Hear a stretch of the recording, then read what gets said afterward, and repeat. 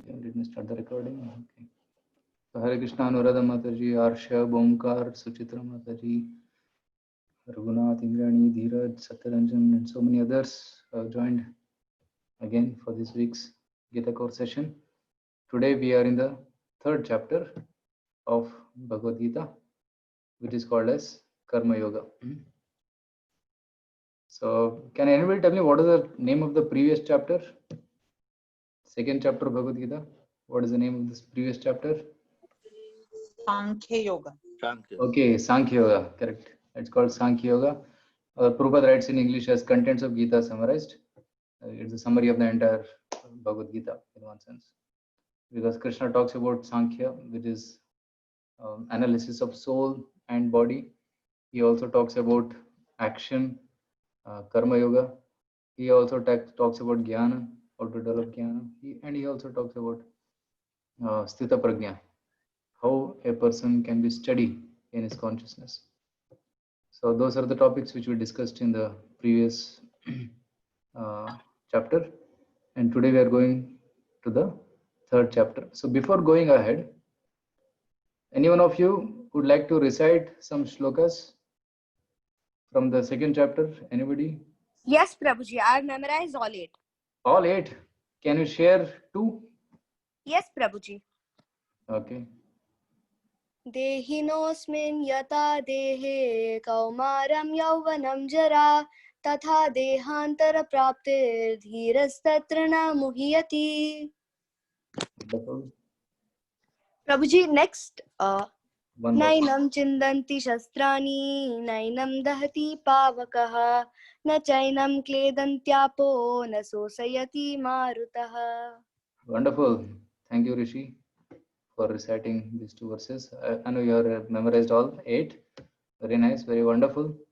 It's very good to see that young people like you are taking this course very seriously and trying to understand Gita very nicely. Okay. Anybody else would like to recite any verse? We'll give chance to 2 more. Yes. Anybody like to volunteer? Yes. Who will go next? Please raise your hands so you can unmute and speak.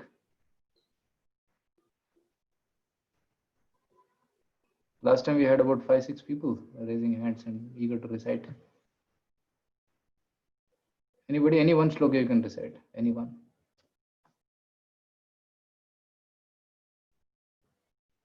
Hare Krishna. Nobody? Okay. Maybe you have to again go back and do some homework and try to recite at least one verse. So Rishi recited 2 shlokas. Anybody would like to tell the meaning of any one shloka? Dehinosmin yatha dehe komaram yovanam jara tata dehantara prapti dhiras tatra namuyati. Okay. Anyone would like to attempt to tell the meaning of this verse? Or else we will tell Rishi only to tell the meaning of this verse. Yes, For the second Okay, we have that one. Yes, Mataji, please tell. Sir, so that means that the soul cannot be cut by weapons, cannot be burned by fire, cannot be dried by wind, and cannot be drowned by water. Okay, wonderful. Thank you. Nainam chindanti shastrani. It cannot be cut by weapons.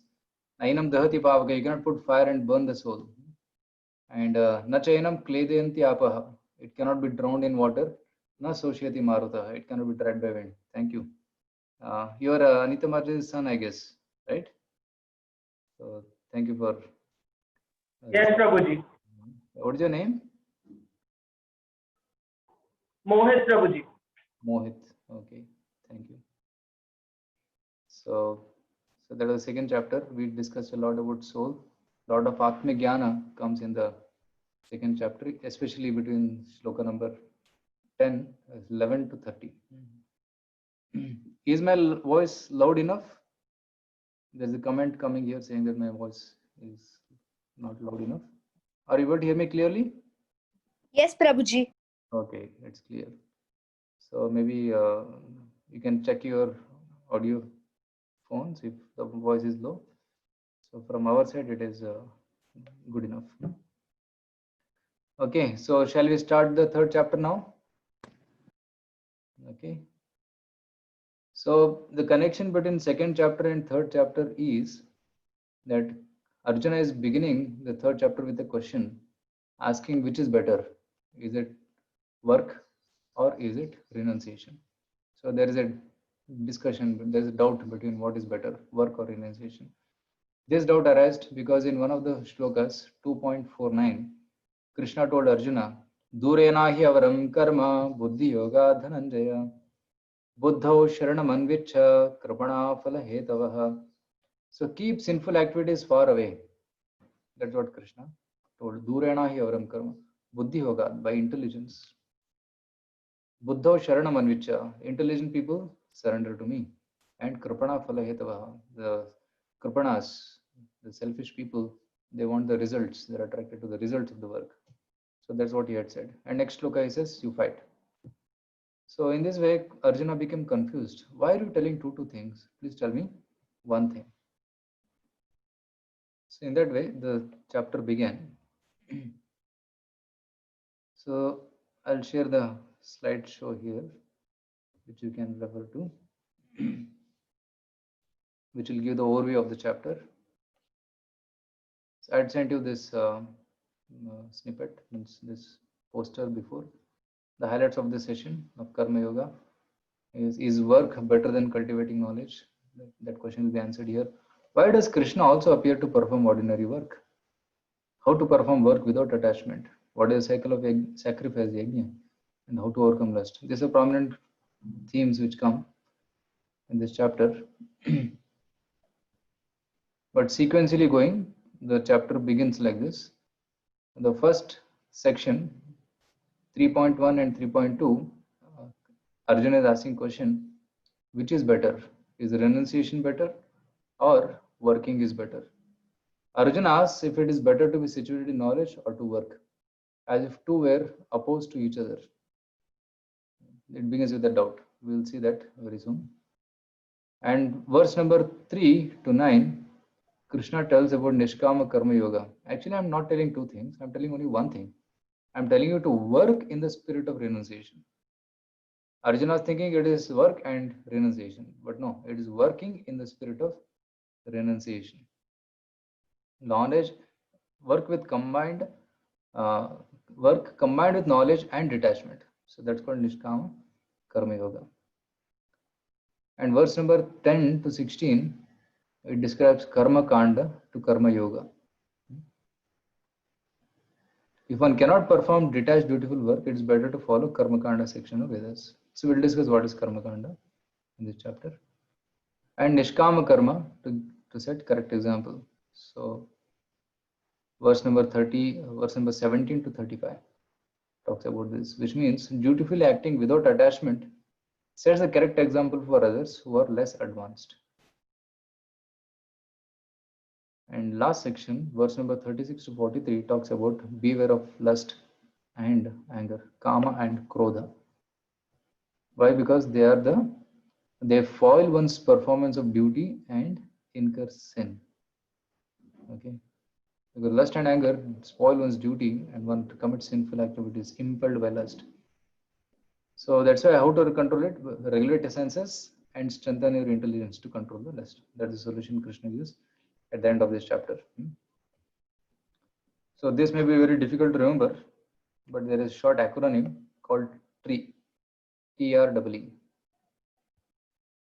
Tyaga means renunciation. Rungs or yoga ladder from Karma Kanda to Sakama Karma Yoga to Nishkama Karma Yoga. It's like a ladder, one step after another step. That's being told here. And third is becoming exemplary, performing duty in a detached spirit to set example for others. And last is enemy. Which is the enemy? Kama, lust.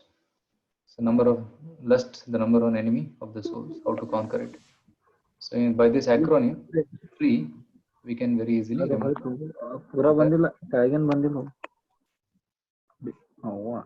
Hare Krishna. Can you mute your phones here? Okay. So that is the overview of the chapter. So let's begin with the shloka. first sloka of Bhagavad Gita, third chapter, which is like this. So I will recite it. You can also try to recite together at your side. So this is the third chapter. Arjuna uvacha jayasi chet karmanaste mata buddhir janardhana tat kim karmani ghore mam niyojayasi keshava. So in this shloka, Arjuna is asking, Te mata, in your opinion, Krishna, you are telling that buddhi is better than karma. Jayasi means greater. You are telling that buddhi or jnana marga is better than karma. So why are you wanting me to engage in ghora karma? Tat kim karmani ghore mam niyojasi Keshava. Oh Keshava, why do you want to engage me in this sinful activity? So Arjuna was saying from a dual vision. He was thinking that I have to do work, but you are telling that jnana is superior, to cultivate knowledge is superior, then why are you telling me to fight? So that was the question. The next sloka, Arjuna says,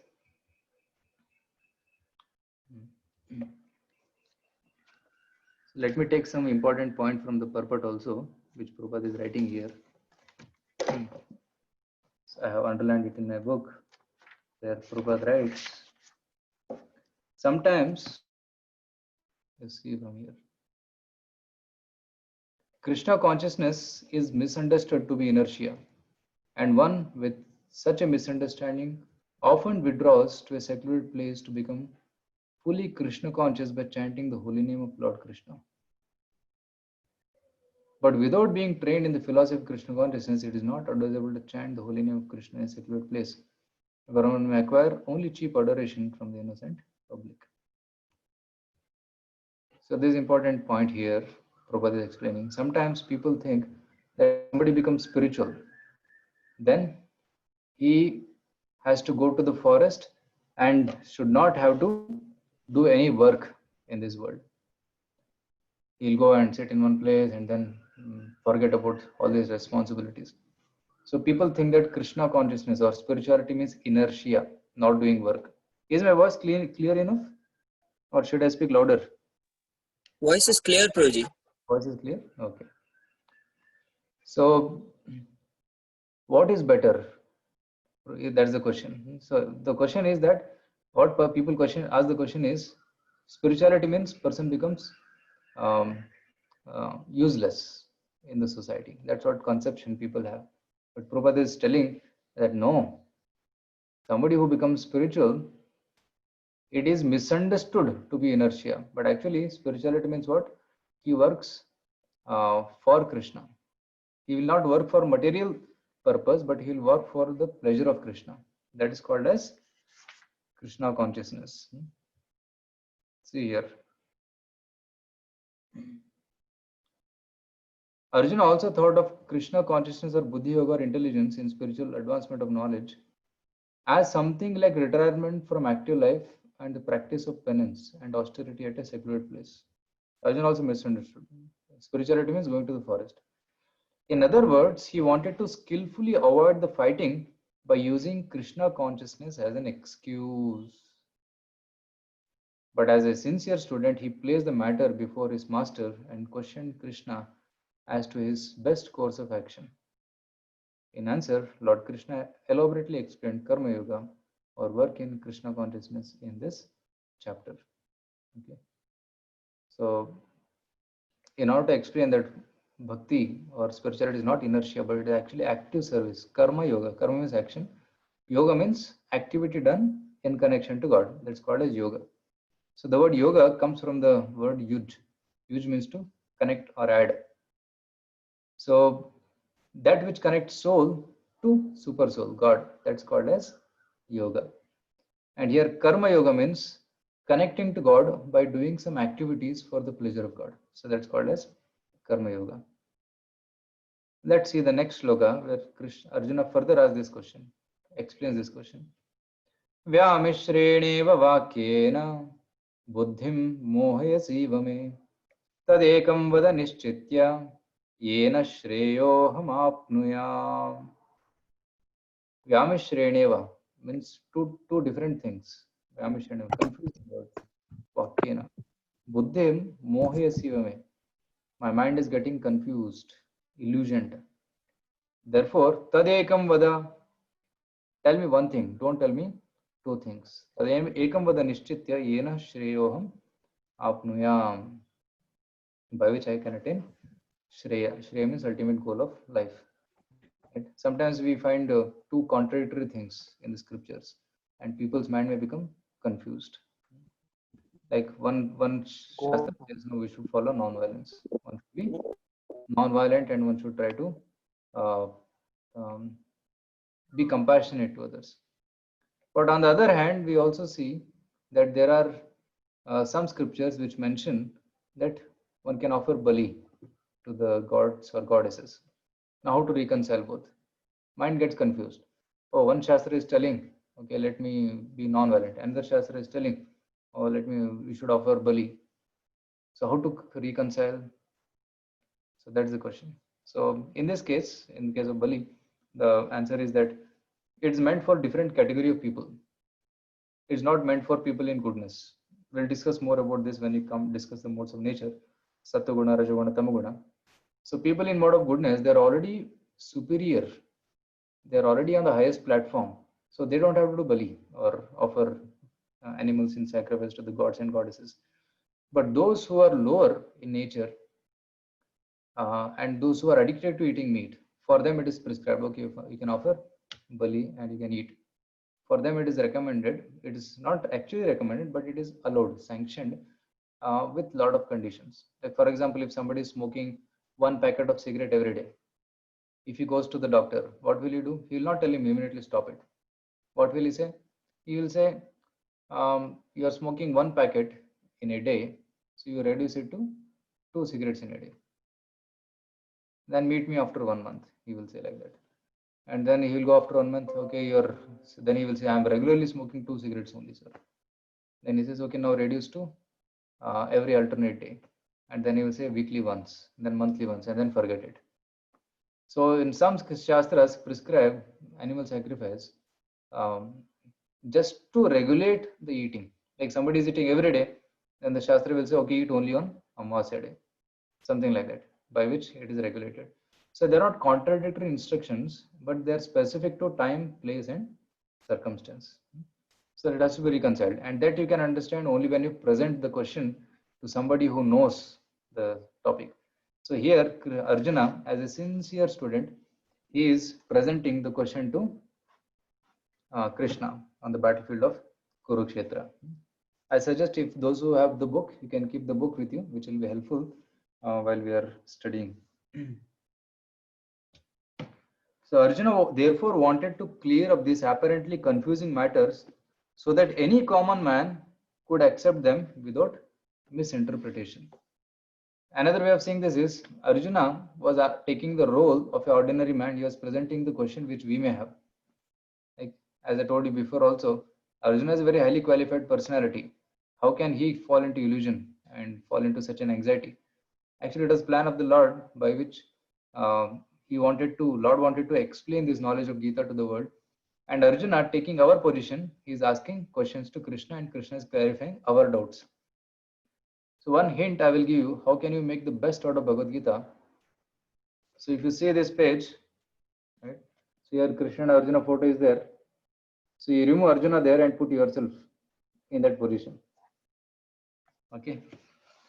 While reading Gita, you put yourself in the position of Arjuna and read Gita as if you are asking question to Krishna and Krishna is answering questions to you.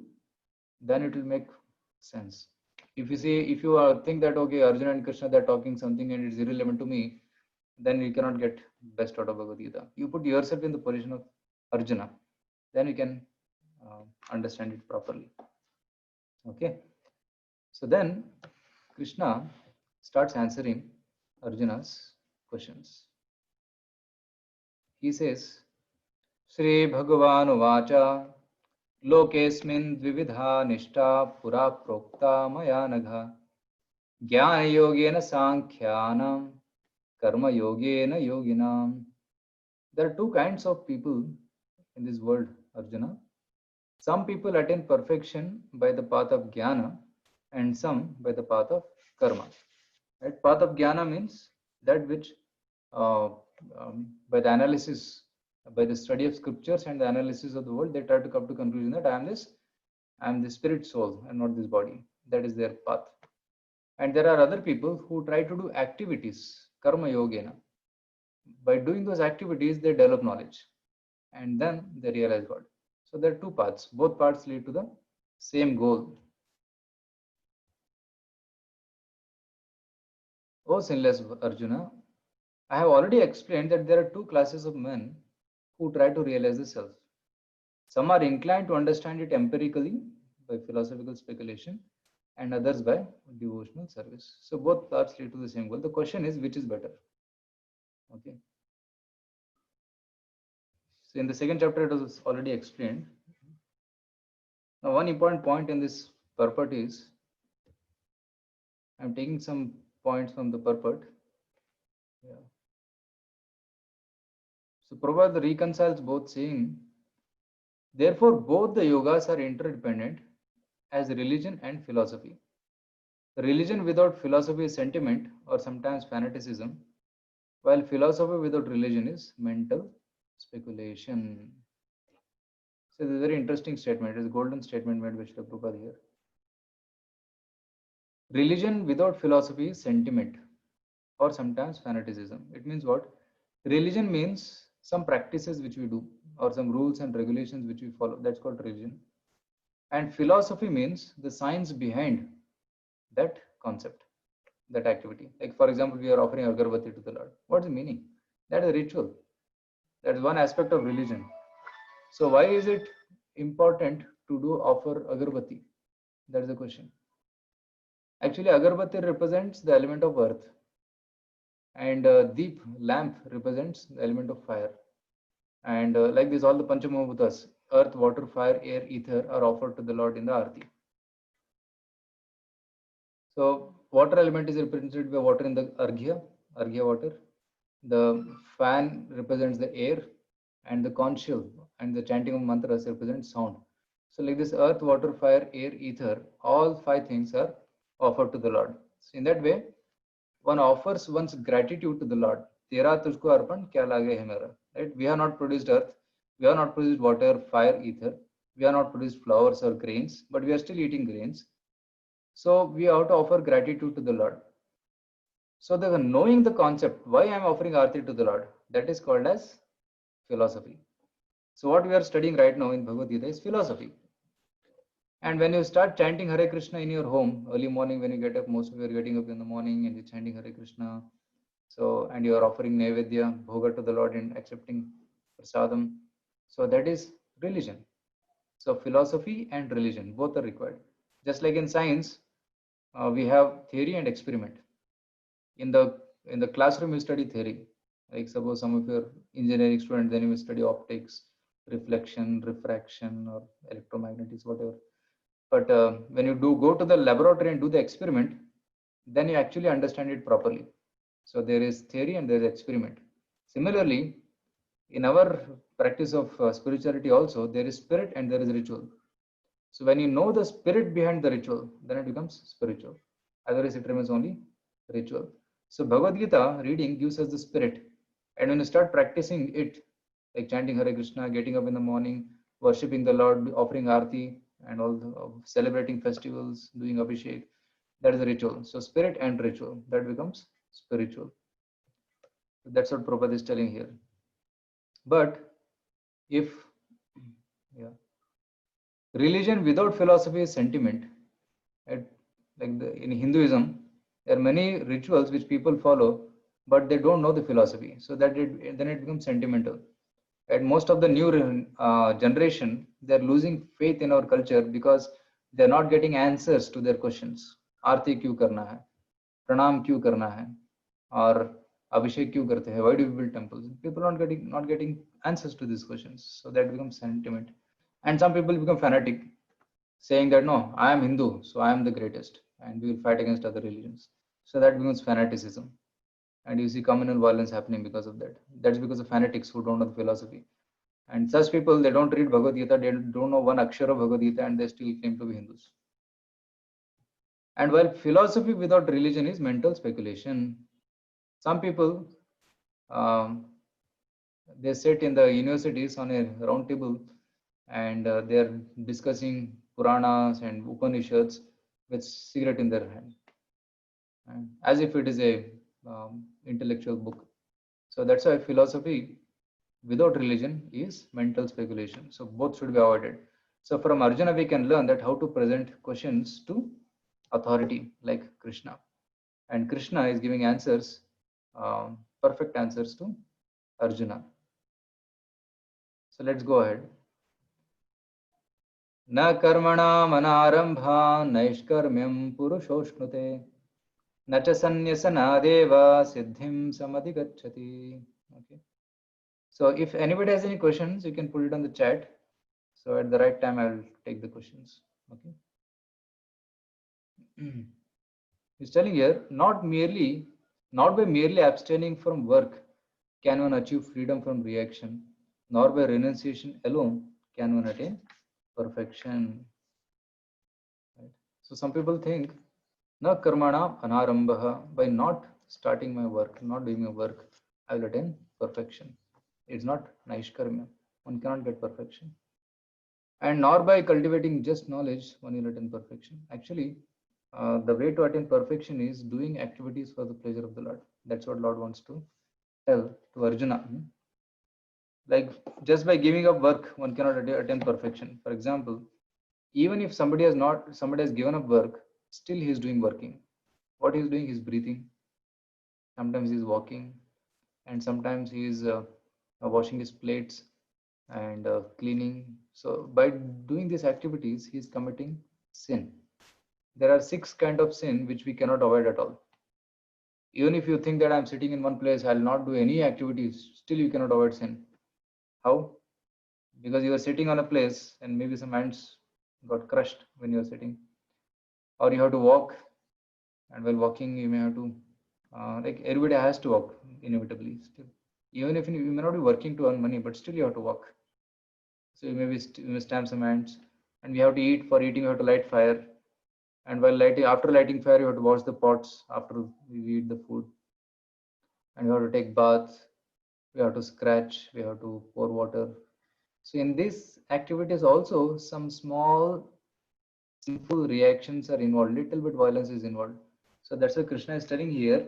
Na karmanam anarambha naishkarmyam purusha ashnute. Don't think by abstaining work you can avoid sin. No. And nacha sanyasana deva siddhim samadhigacchati. Just by renunciation you cannot attain perfection.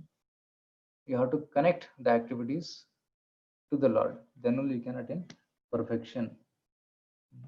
And one more point Prabhupada writes in the purport is that without purification of heart, sannyasa is simply a disturbance to the social order. Right? So there are some people who give up work without being purified. So who can give up work? One who is fully pure. He has no material ambitions, no material desires, selfish desires. Such a person can take sannyas. Whose mind is naturally drawn towards the Lord, he can take sannyas. But if somebody prematurely takes sannyas, what will happen? He'll commit some blunder. And by committing that blunder, he will fall down, he will spoil his reputation, and he will spoil reputation of the sannyas order. So that's why sannyas is not recommended for everybody. Those who are pure in the heart, they can only take sannyas. We see that some people have taken sannyas wearing the robes of a sannyasi, but their actions are not in line with the sannyas order. Some people are doing some kind of social activities in the name of sannyasi, but they should be doing spiritual activities. Or some sannyasis, they may be making money by doing some business. Actually, that is not the business of a sannyasi. So the business of a sannyasi is to propagate knowledge of God. That is his duty. So that's why without sufficient purification of the heart, one should not take sannyas. Sat Nyasa. Sannyas has two words, Sat plus Nyasa. Sat means Supreme Lord, ultimate truth. Sat means truth. Nyasa means sacrificing whole life for the service of the truth. That is called sannyasa. Okay. So when one takes sannyas, one takes a rod, means 3 sticks. It's called a danda. So the danda represents mana, buddhi, and body, mind, and words. BMW, body, mind, and words. So he engages his body, his thinking, and his speech in the service of the Lord. So that is the meaning of a sannyasi, not to do some social or mundane activities. That's what Krishna is telling. It will cause disturbance to the society. Why? Because he explains the reason here. Nahe kaschit kshanamapi jato tishtatya karmakrat karyate havashak karma sarva prakriti jair gunaihi. The soul, spirit soul, cannot stay even for a moment, kshanamapi, without doing any work, because soul is always active. Because soul is always active, we cannot keep quiet. We have to do some activity. If you don't do service to the Lord, we'll end up doing some sinful activities. Karyatehi avashak karma. Avasha means helplessly. They are impelled to do work. How? Sarva prakriti jair gunaihi.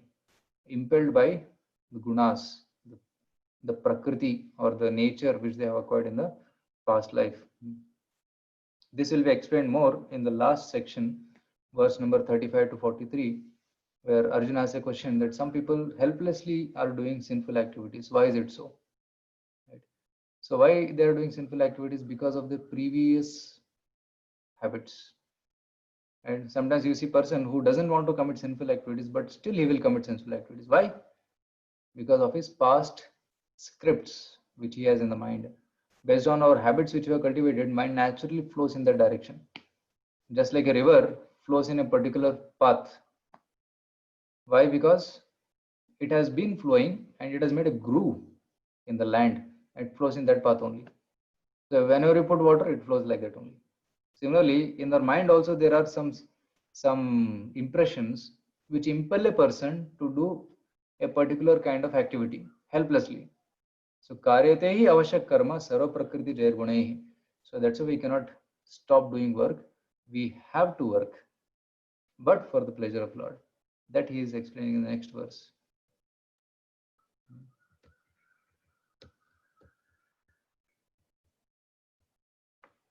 Let me come here. Yeah. Karmendriyani samyamya yaste manasa smaran indriyarthan vimodhatma mityachara sa uchyate. Somebody may have restrained his senses from action, from doing any activities, but in the mind he is thinking of sinful activities. He is called as a cheater, mityachara, because his actions are not matching his thoughts. His thoughts are impure, but his action, he is showing himself to be a very good person. Such a person is called dhongi or mithyachari or a cheater, pretender. So Krishna is very strongly using these words here.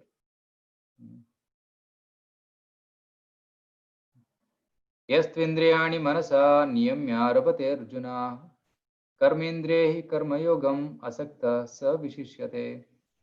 So in this shloka, 7th shloka, Krishna is very clearly telling karma yogam vishishyate. Performing work is better for you, Arjuna. He is telling. For some others, cultivating knowledge may be better path, but for you, karma yoga is better because you can engage your senses in the Lord's service. You are not fit for sannyas. That's what Krishna is telling Arjuna here.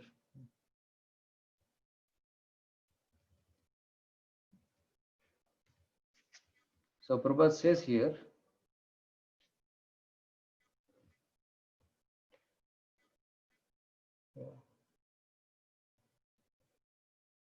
can somebody read this section here? We can unmute and read. Let's give chance to somebody to read.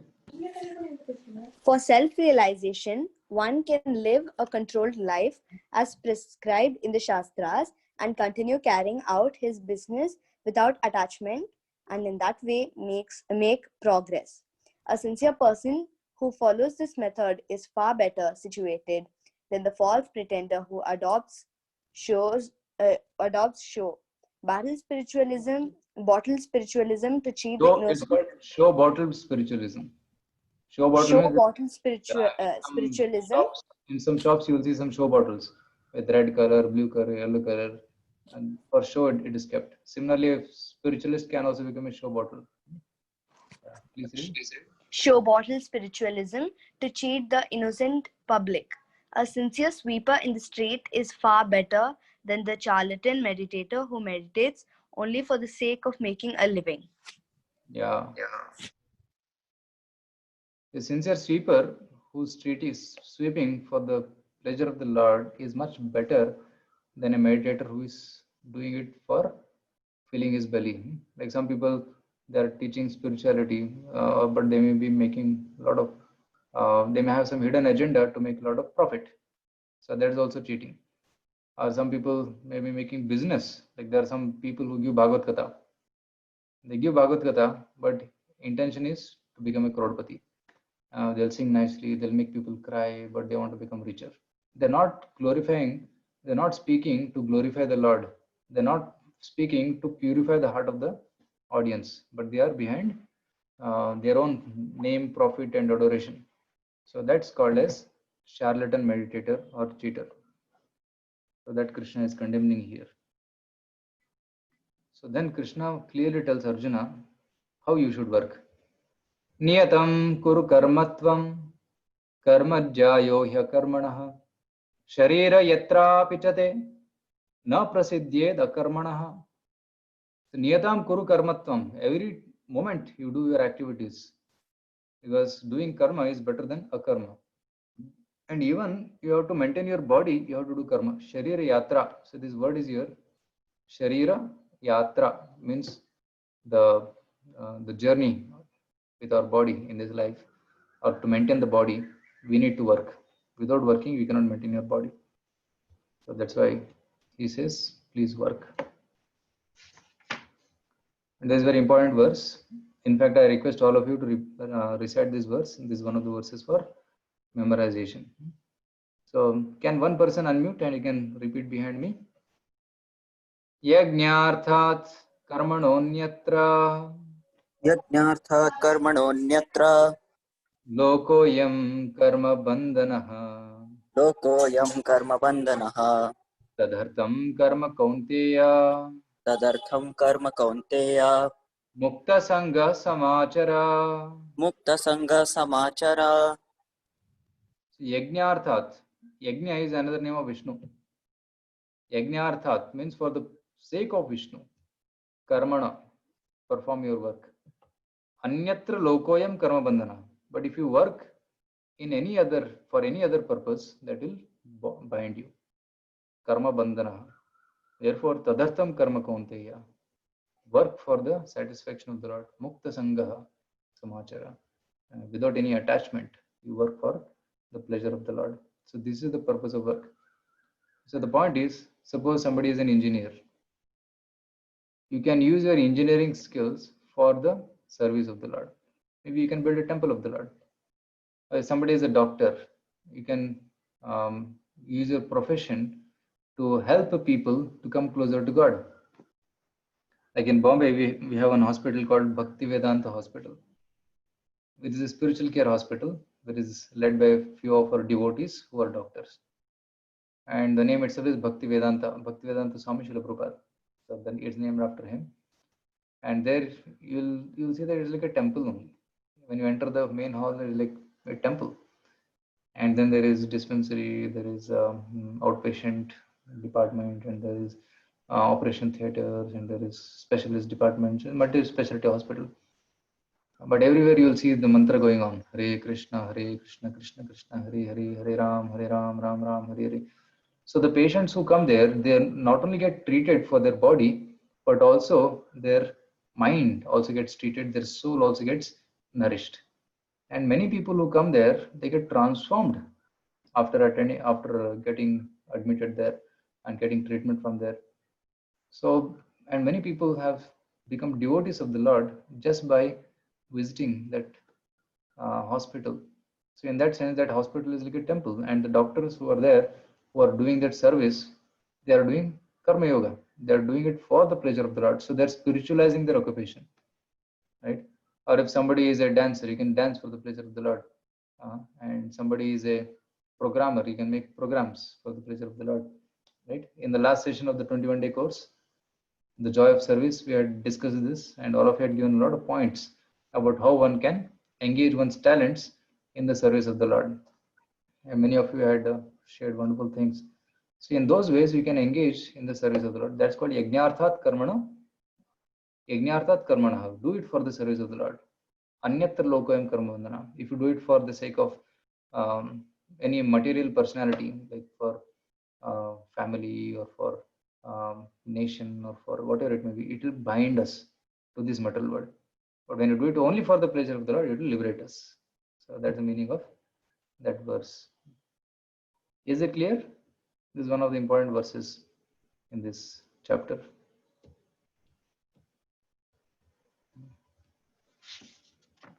Okay. But now in this Kali Yuga, how can we serve the Lord and please the Lord? So Prabhupada gives a solution here. He says,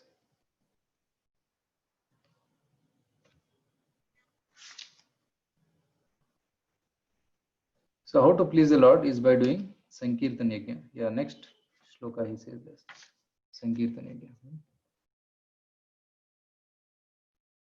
Sahayajna praja srishtva purovacha prajapatihi anena prasavishyadham eshavostishta kamadhuk. So in the beginning of creation, Prajapati, Lord Vishnu, he spoke like this.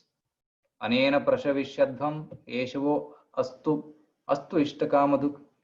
So Lord is blessing all the personalities, all the jivas, by telling that I have given this process of yajna, and by doing this process of yajna, you can attain happiness. Prasavishyadham, increase your prosperity.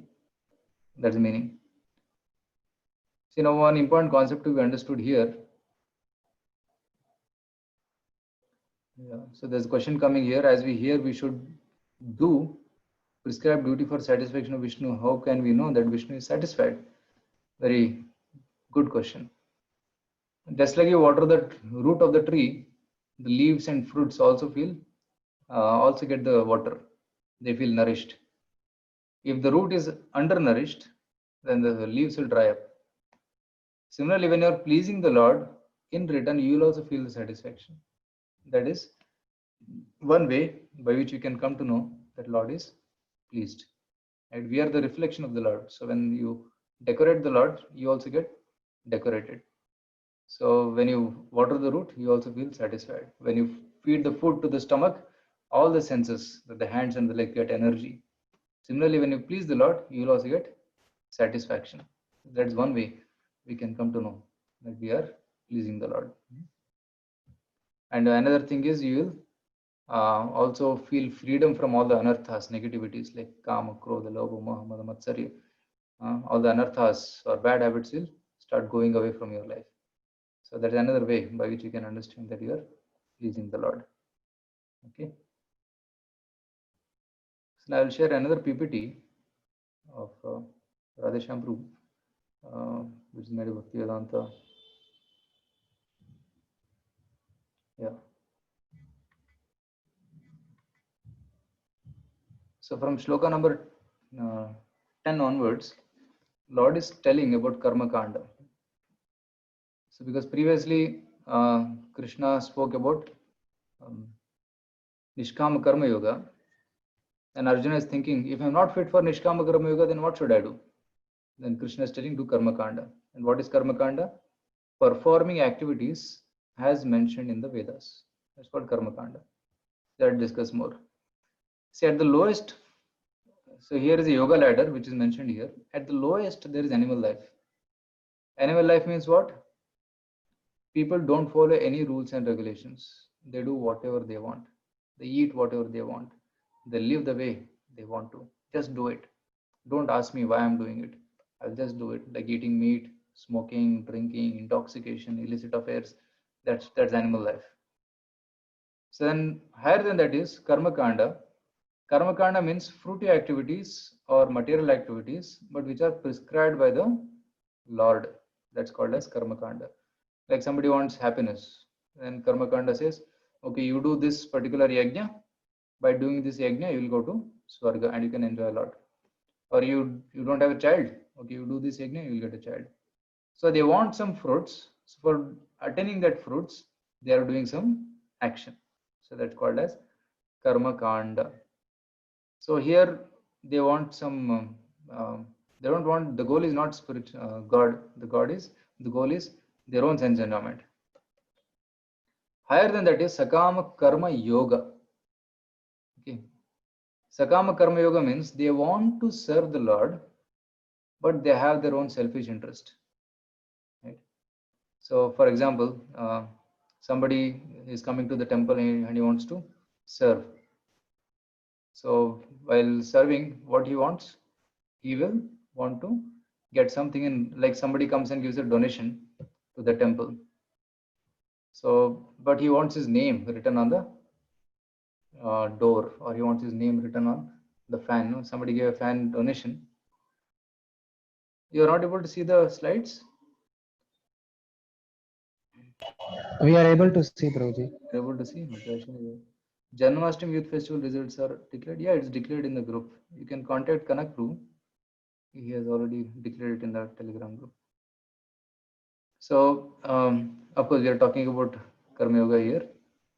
So, Sakama Karma Yoga means, I'm talking about Sakama Karma Yoga. He is serving the Lord, but he wants to enjoy the fruits of that service. Like he gives some donation, then he wants his name written. Everybody should come and see that I have donated. And some people are there who give donation, but they don't want their names to be displayed. That is Nishkama Karma Yoga. They want to serve, but they don't want any name or fame. Like some people, sometimes they give some item, like in our kitchen we need some vessels for cooking, or somebody gives a dress for the Lord, somebody gives a necklace for the Lord. So like this, they want to give, but they don't. They say, don't put my name anywhere. Don't announce my name also. Let it be secret. Gupta Dan. They call it Gupta Dan. Means they want to serve the Lord, but they don't want anything in return. No name, fame, prestige. So that's called as Nishkama Karma Yoga. I just gave one example, but there may be other examples also for Nishkama and Sakama Karma Yoga. And higher than that is, next is Jnana Yoga, wherein person gives up work and is cultivating knowledge. His heart has become pure. So even without doing any activity, he can be stable. He can remember the Lord. That's called Jnana Yoga. So generally such people, they want to go to Brahma Jyoti, which is like sunshine. Like if you consider the sun globe has got sunshine. And within the sun globe, there is sun god, Surya Dev. So sunshine is like Brahma Jyoti, sun globe is like Paramatma, and sun god is like the Bhagavan. So Jnana Yoga is like entering the sunshine. Ashtanga Yoga, by practicing Ashtanga Yoga, the yogis, they realize Paramatma. Dhyana avastita tadgatena manasa pashyantiyam yoginaha. So by doing dhyana, the yogis can see the Paramatma standing in the heart. So that's called Ashtanga Yoga. And Bhakti Yoga, they can realize the Supreme Lord directly as Bhagavan. So this is the highest yoga ladder. So this is the extended yoga ladder. But there is another shortcut ladder, which is called this progressive ladder. So from animal life, which is unrestricted sense gratification, he goes to Karma Kanda, which is a regulated sense gratification. Like animal life, he may associate with many men or women, but in Karma Kanda, he gets married. Okay, married to one wife, and he can stay loyal. Husband and wife can stay loyal to each other throughout life, and they can regulate their sense gratification. In animal life, a person will eat anything and everything, but in Karma Kanda, okay, his eating is also regulated. So he enjoys, but under regulation. And Sakama Karma Yoga means he is a devotee with selfish desires, and Nishkama Karma Yoga means devotee with no desires for personal interest. Right? For example, let's take the example of chanting. Why are we chanting? If you are chanting to get some peace of mind, that's also selfish desire, right? It comes under Sakama Karma Yoga. Because you want peace, Shanti. That's selfish. Or a person chanting Hare Krishna and is expecting maybe I'll get a lottery. That's also selfish. Or somebody says, I'm chanting Hare Krishna because I have done so many sinful activities in the past. I want to wash them off. That's also Sakama Karma Yoga. But what is Nishkama Karma Yoga? I'm chanting Hare Krishna. I want to please the Lord. I want to purify my heart. So that purification of the heart, that is the main desire. So that's called Nishkama Karma Yoga. He wants to please the Lord. And by practicing it, one attains Bhava Bhakti, one gets feelings for the Lord, and Prema Bhakti, the stage where he can face to face see the Lord. So these are the different stages in the yoga ladder. Like in a ladder, there are many steps, and you climb the steps one by one.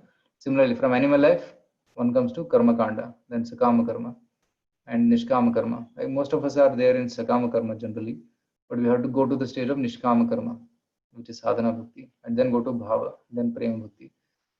Slowly, slowly we elevate to the higher stages. So now here is a comparison. There is extended ladder on the right side. In middle there is progressive ladder, which we just saw, and on the left side there is express elevator. For a manual life, if one gets association of pure devotees, then suddenly he will start Sadhana Bhakti, Bhava Bhakti, Prema Bhakti. He can surpass the stage of Karma Kanda, Sakama Karma Yoga, Nishkama Karma Yoga, directly go to the stage of Sadhana Bhakti. That's possible only by the association of pure devotees. Example, what's the example for this? Like Srila Prabhupada, when he went to America,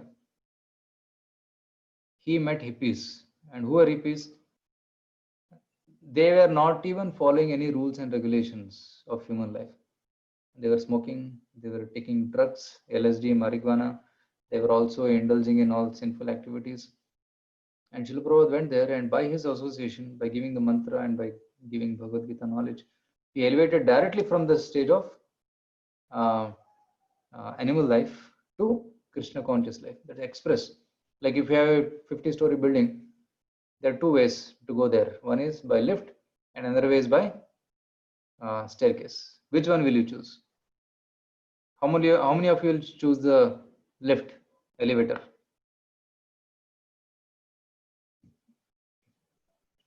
Okay, Vinith Prabhu is choosing elevator. Nishchal. I think others want to go by walking. Okay, many are telling the chat, I want to go by lift. Okay, lift or elevators. Okay, because that's easy. So, or somebody is saying staircase, but it will take a lot of time. Go one by one from Karma Kanda to Jnana Kanda, right? So you will reach the goal, but you'll be tired after there, walking so much. Or in between you may get demotivated and come back. How much should I walk? Let me go down. So best is to take the elevator. And what is elevator? If you get the association of great devotees, and through their help, we can directly go to the 50th floor through the elevator, because he has the key to the elevator. Okay, so that's what is explained here in the express elevator process.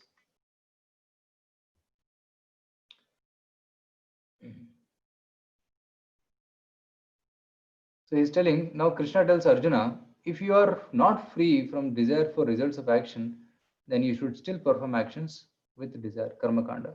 And what is karma kanda? Here it is described here. See, from the Supreme Lord, Vedas come. It's called Brahma. Karma Brahmodbhavam Vidhi. Right? From Brahma or Vedas come the prescribed actions. And Brahma Akshara Samudbhavam. So Vedas come from the Supreme Lord. It is said that from the breathing of the Lord, the Vedas manifested. So Karma Brahmodbhavam Vidhi Brahma Akshara Samudbhavam. That's what it said. And Tasmat Sarvagatam Brahma Nityam Yajna Pratishtitam. So by doing the sacrifice, one can please the Lord. See, from Akshara Brahma, from Supreme Lord Akshara comes Brahma, Vedas, from prescribed actions. And when you follow the prescribed actions, that's called as Yajna. And when you do Yajna, Parjanya comes. Annad bhavanti bhutani parjanyad anna sambhava. Yajnad bhavati parjanya Yajna karma samudbhavaha. So the verse explains here that all living entities need food grains. Food grains are produced by rains, and rains are performed coming by yajnas, and yajna is starting from the prescribed actions given in the Vedas. So in this way, this cycle, this is called as the cycle of karma kanda, or the cycle of sacrifice. This is very important. So this verse of Bhagavad Gita, verse number 14, explains how the rains come. The rains come by performance of yajnas. Nowadays, when rains are not coming, scientists try to put some rain seeding. They'll put silver iodide and try to bring rain. So, which is not a very good way. The best way to get rains is by doing yajna. When you do yajna, like you pay the tax, you get the current or you get water. If you don't pay the electricity bill, then the electrician will come and cut off the line. Isn't it? Sometimes it happened in our place that we forgot to fill the bill and then we will come and cut off, and we are wondering why the light is not coming. But when you pay the bill, immediately the connection starts. Similarly, the devatas are in charge of all this water, air, rain, and all the things. So when you please them by yajna, you get the benefit. Devan bhavetanena te deva bhavayantuvaha parasparam bhavayantaha shreyah param avapsyataha. So Lord is telling here that by mutual cooperation between devatas and humans, there can be prosperity. Parasparam bhavayanta. You do yajna, devatas are pleased, and devatas will give you rains, and from rains you get grains, and you get strength, and again you do yajna and please the devatas. Like this, we keep on pleasing each other, and then there will be prosperity. That's what Krishna explains here. So this is called as karma kanda. If somebody is not fit for nishkama karma yoga, then he can do karma kanda. So this he explains up till the shloka number 16. Okay. Up to shloka number 16, this karma kanda section goes on. And after 17th verse onwards, Krishna tells about exemplary karma yogis. Okay, what will happen to those who are fit for nishkama karma yoga? Somebody who is completely pure in his heart, who is Atma Rama. So here Atma Rama and Atma Tripta, this is used. Right? Yastu Atmaratireva syad Atma Triptascha Manavaha Atmanyeva cha santushta tasya karyam na vidyate. Somebody is fully pure in his heart, he has no work to do. He doesn't have to do any work. But somebody has material desires, he has to do the work.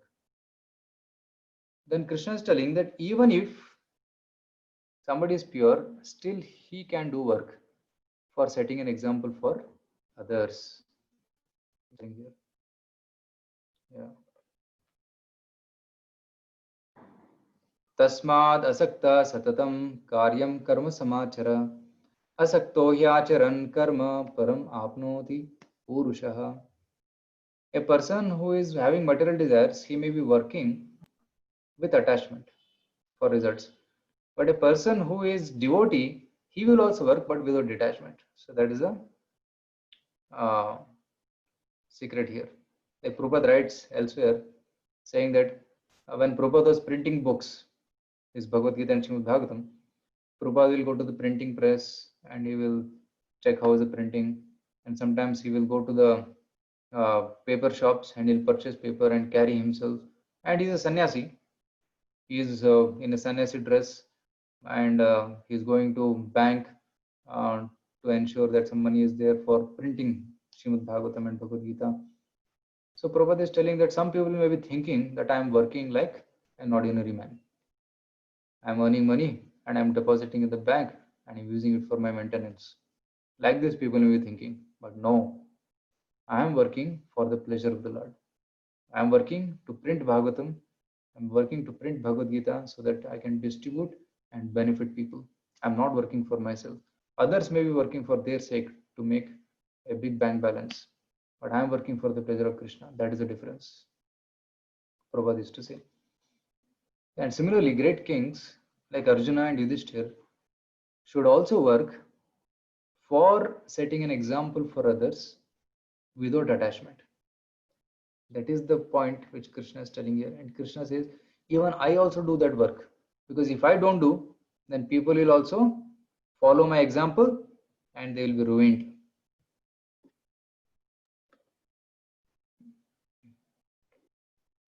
See here, verse number 21. Yadyadacharati shreshthastatadevetaro janah sayat pramanam kurute lokastadanu vartade. This is also one of the verses for memorization. Yadyadacharati shreshta. Shreshta means a leader. Whatever achar activities he will do, other people will follow. Like some film actors, they will drink some particular brand of alcohol, then others will also drink that only. Or there's one film actor who will put cigarettes like this and catch in his mouth, and other people also start imitating, and they fell into accident. Sometimes the cigarette goes into the eyes. So in this way, whatever great man or a so-called leader is following, others will also follow. And on the other hand, if the leader is doing yoga, you will see that everybody is doing yoga. And one of our prime minister, he started this international yoga day. He was one of the instruments in that. Now whole world is doing yoga, because if a leader does something, then common people will follow. And when he went to Japan a few years back, maybe about 7-8 years back, he met the prime minister of Japan, and then he said, I'm giving you this Bhagavad Gita as a gift. And he said, इससे बढ़कर मेरे पास कुछ देने के लिए है नहीं, और इससे बढ़कर दुनिया को कुछ चाहिए नहीं. Like that he said. It's very amazing, very inspiring to see at how much he values Bhagavad Gita. So when a leader values, then automatically the whole society, whole community will value Bhagavad Gita. So that's called achar. If the leader is pure, then common people will also be pure. Okay. But if the leader is impure, then common people will also be impure. They will also follow the wrong path. So that's the meaning of the 21st verse. And what's the example? 20th verse. Astita Janakadeyaha.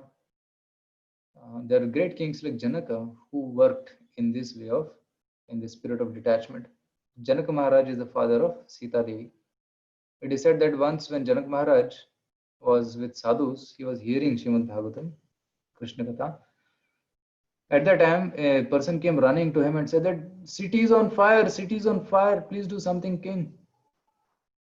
And the king arranged for something, and he continued listening to the Katha. And there are other people who are afraid, "Hare, city is burning, what will happen to my clothes, my property, and my jewels? They may also get burnt and melted in the fire. Let me go and save them." So others in the assembly, they ran away to protect their property. And Janak Maharaj, he ordered his people, and then he continued listening to the Krishna Katha, which shows that Janak Maharaj, he was responsible, but at the same time he was detached. He knew that, but by the will of the providence, if this is happening, then by the will of the providence, this fire will be taken away also. He was detached. So in that way, that's why he's called as Mahajana, one of the 12 Mahajanas, his name comes. So Astita Janakadeham, although they were pure devotees, but still they acted to set an example for others. Even Krishna engages in work. Verse number 22. Let me share that verse on the screen.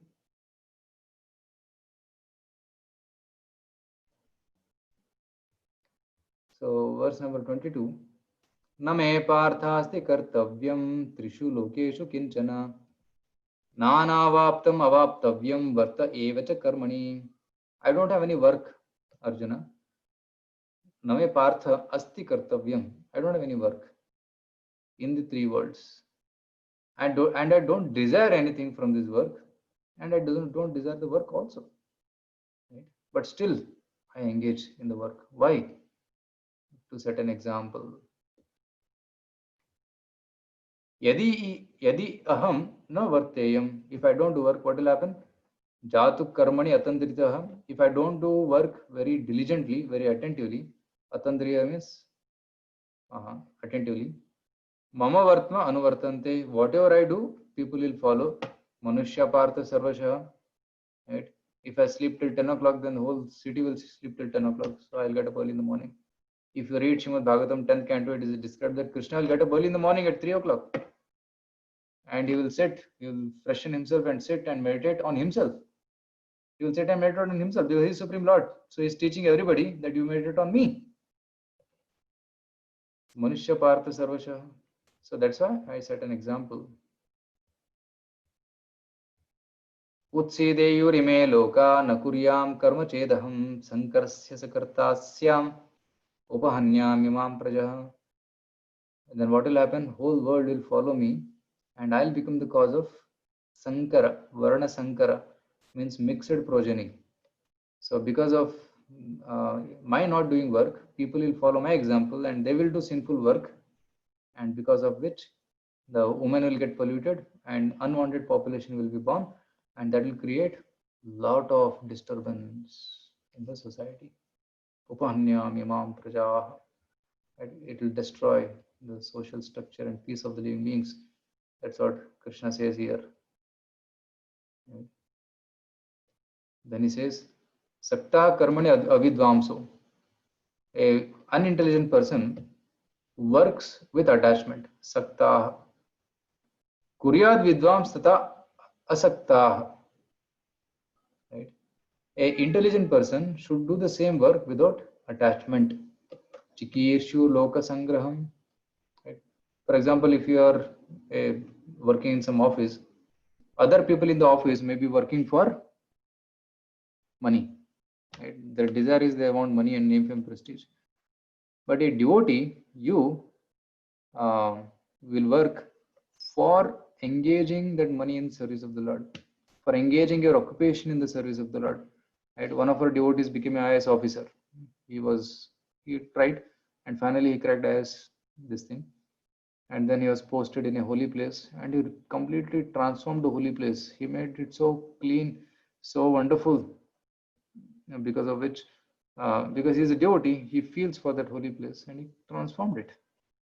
So in that way, he will work for the pleasure of the Lord, but other people may work for taking bribe, or they may work for their selfish needs. That's the difference.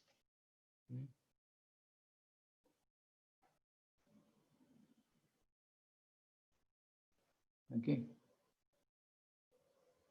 Yeah, that's what he says here. And then, okay. Now 29th verse, Krishna is telling that if, now Arjuna, you are fit for doing Nishkama Karma Yoga, but if you see that somebody is doing Karma Kanda, don't disturb them. Na buddhi vedam janayed ajnanam karma sanginam joshet sarva karmani vidvan yukta samacharan. Like if somebody is working in your office for his selfish desires, for getting his needs fulfilled, don't disturb them. Let them do their work honestly, but try to engage them in the service of the Lord. Like some of the devotees, they go and give some prasadam, right? When they go to office, they carry some cookies or some prasadam, and they give it to them, and they feel very nice. Oh, this is wonderful prasad. And they say, where is the temple? I would like to visit. And they'll say, this temple is here, so please come on Sunday. And Sunday we have the Sunday feast, and they come and they attend kirtan, they see the darshan, they take prasadam, and by which they further get attached to Krishna. So their propensities can be dovetailed in Krishna's service, and in this way they can get attracted to Krishna. We should not disturb them. Or if somebody is attracted to worshipping the devatas, like somebody is worshipping Shani, somebody is worshipping some other Devi devatas, but not worshipping Krishna, don't disturb them. Let them continue their worship, but slowly you can try to tell them how Krishna is the Supreme Lord. Krishna is like the Prime Minister, and all the Devi devatas, they are like cabinet ministers or chief ministers in the under the service of the Lord, under the service of the Prime Minister. So in this way, we can try slowly bring them to Krishna, but without disturbing their current faith. Otherwise, they'll become atheists. Like somebody is here, and you cannot bring him here, but you disturb his faith here, he'll become an atheist. So better not make him an atheist, but keep their faith in that devata and slowly bring them their faith to Krishna. That's what Krishna is telling here. Okay. Now, if both If both the person in knowledge, Vidwan, and the ignorant person perform work in similar way, how to distinguish? Right? How to know who is a devotee? So for that answer is given here. प्रकृते क्रियमाणानि गुणे कर्माणि सर्वशः अहंकार विमूढ़ात्मा कर्ताहम इति मन्यते. So like the three modes, prakriti made of three gunas, gunai karmani sarvasha. So the three modes are doing the activities, making the person do the activities, what the person thinks I am doing. His guna and karmas is impelling him to do the action, but actually he is not doing, he is only desiring, but the prakriti is making him function. But an intelligent person, tattvavitu mahabaho guna karma vibhagayo guna guneshu vartante iti matvana sajjate. But a person in knowledge of the absolute truth does not engage himself in the senses and sense gratification, knowing well the difference between the work in devotion and work in fruitive activities. Okay.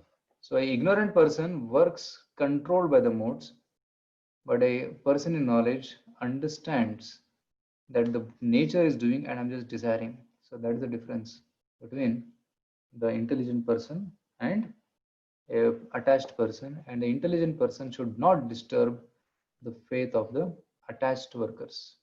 So that's the title here, attached worker and detached worker, karma kandi and karma yogi. So we should become karma yogis, not karma kandis. So then there's a verse, important verse. This verse I gave as a theme for this chapter in the poster. So can somebody recite this?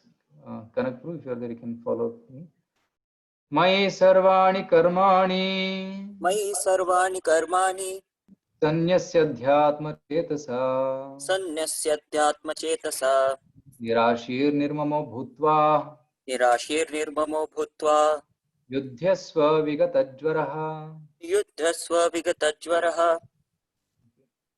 So this is the verse which says Mayi sarvani karmani sanyasya adhyatma chetasa. All your activities offer to me, okay, and mind thinking of me, you fight. Nirashir nirmamo. Don't think that you are fighting for yourself.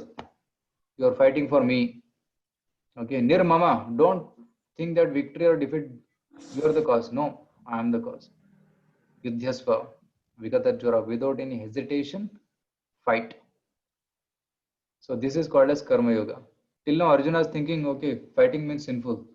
Now here Krishna is telling here, no, fight, but don't think that you are fighting for yourself. You are fighting for the sake of the Lord, for my sake. That's why you fight. Then you will not get any reactions. That's called as karma yoga. Work for Krishna, study for Krishna, right? Do business for Krishna. So everything should be dotted towards Krishna. Krishna should be the center of our lives. Mayi sarvani karmani sanyasya adhyatma chetasa. Fight. Thinking of me and all works dedicated to me, you fight. This is called as karma yoga. Are you able to understand this point about karma yoga? You don't have to give up any activity which you are doing. Just engage it in Krishna service. So that's called as karma yoga. Okay. So we'll go ahead.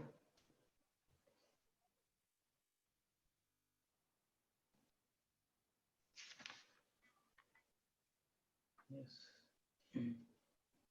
And somebody who follows my teachings, muchante tepi karmabhihi, they will become free from all sinful reactions. That's what he says. And what is the result of disregarding my teachings? Sarva jnana vimudam stan vidhi nashtan achetasaha. Okay, they'll be destroyed because they're not following the rules and regulations of the scripture. They'll be destroyed. And somebody who follows this karma yoga, he'll be liberated. Now here comes a very important question, which is a link to the next section of Kama or Kama and Krodha. Now here the link is the heading is working according to one's nature. Will a person who is aware of the punishments for sinful actions be afraid of committing them? Here's the question. Like somebody knows that if I steal something, I'll be put in jail. Will he stop stealing? No. We see that people, they go to the jail, they get punished, they come out and again continue doing the sinful activities. They steal. So they steal and go to the jail, again come out, steal and again go inside, again come out. So many times they have gone and come outside. So it will not end. So not necessarily, that's the answer. Even such people are impelled to act sinfully due to strong past habits and impressions. They are called as vasana or samskara. What then to speak of one who is unaware of the punishment?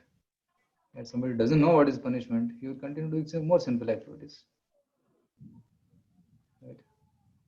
So now, as I was telling before, based upon our previous activities, we have got a lot of baggage of samskara, impressions in the mind. Scar means a marking or a line. Samskara means a marking in the consciousness because of past habits. A person is angry by nature. A person is lusty by nature. A person is greedy by nature. How this is happening? Because of previous karmas. So that's why Krishna is telling here that a person karyate avashak karma. He will do activities by being forced according to his swabhava. सदृशं चेष्टते स्वस्याः प्रकृतेर् ज्ञानवान् अपि प्रकृतिं यान्ति भूतानि निग्रह किं करिष्यति. Like some of you, if you are parents, most of you are youths here, but if you are a parent, you will see the child repeatedly commit the same mistake. Even if you punish him, he will commit the same mistake. Why? Because it has become his nature. You say no to chocolate, still he will eat the chocolate. You keep the chocolate far away, high, he will somehow find it and eat it. Why? Because his nature. Even if he doesn't find it, he'll go somewhere, purchase and eat it. Or he'll go to his friend and take and eat it. Because his nature, he's habituated. It becomes a habit. So nigraha kim karishyasi. Even if you try to tie him up, somehow he'll find the way how to go and eat the chocolate. So that is the nature of samskaras or vasanas. They don't go away so easily. And a person helplessly commits sinful activities.